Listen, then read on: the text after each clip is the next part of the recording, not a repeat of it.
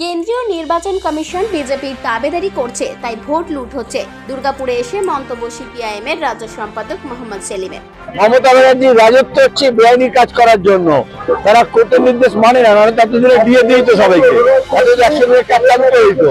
কিন্তু আমরা রাস্তায় নেমে সেটাকে আদায় করাবো। ছাত্ররা রাস্তায় নামবে, আদায় করবে দাবি।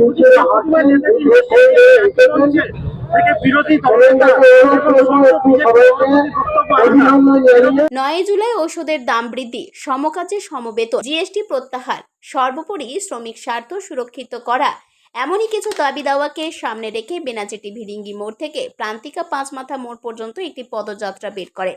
আর সেখানেই কেন্দ্রের সাথে সাথে রাজ্য সরকারকেও নানা ইস্যুতে তুলোধনা করেন তিনি।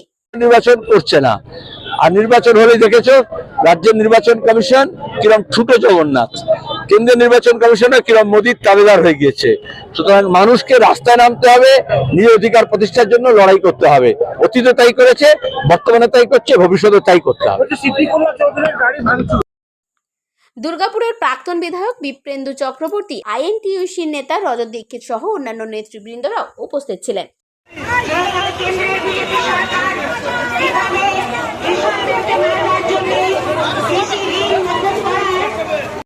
দুর্গাপুর থেকে অনুরাধা সেনগুপ্তের রিপোর্ট, খাঁটি খবর।